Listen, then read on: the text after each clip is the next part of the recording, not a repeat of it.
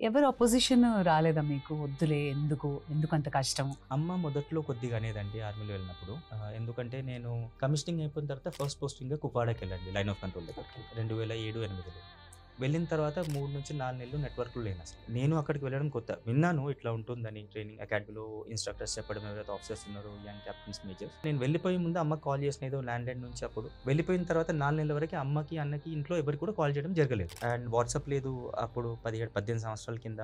ఇంకే విధంగా కూడా తెలుసుకునే ఛాన్స్ లేదు. వెబ్‌సైట్, ఇంటర్నెట్ గాని కమ్యూనికేషన్ లేదు. లేదండి. టీవీలో ఎప్పుడు కూడా హెడ్‌లైన్స్‌లో వస్తే కుప్వాడలో మిలిటెంట్స్‌తో ఎన్‌కౌంటర్, ఒక ఆర్మీ అధికారి మృతి అని అమ్మ పేరు కోసం ఎతికేదంట. కిరణ్ అని పేరు రాదు కదా అని. ఆ పేరు వచ్చేంత వరకు ఏడ్చేదంట. నాకు తర్వాత చెప్పింది. 4 నెలల తర్వాత నేనొచ్చి మాట్లాడితే ఆమెకు తెలిసింది. అప్పుడు నాకు చెప్పింది. నాకు ఎవరిదో నెంబర్ ఏదో ఒకటి నాకు లింక్ కావాలి, కాంటాక్ట్ కావాలి. ఈ కారణంగా అమ్మకి కొద్దిగా ఇష్టం ఉండేది కాదు. సరే తల్లి ప్రేమ ఇంకో విధంగా ఉంటుందండి. వాళ్ళకి అక్కడ లాజిక్ అనేది పనిచేయదు. కానీ ఒక 5 సంవత్సరాలు నేను ఆర్మీలో ఉన్న తర్వాత ఆమె అన్నది నేను చాలా గర్వపడుతున్నాను ఆర్మీలో ఉన్నాను. వెరీ ఆమె నైస్. ఆలోచన మారింది.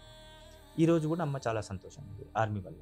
హ్మ్. మొదట్లో ఆ భయం ఉండేది ఆమెకి. ఇప్పుడు లేదండి. ఇప్పుడు ఆమె అంటది నా కొడుకు 6 నెలలు కనపడపోయినా, వినపడపోయినా నాకు తెలుసు ఎక్కడో క్షేమంగా ఉంటాడు ఆర్మీలో.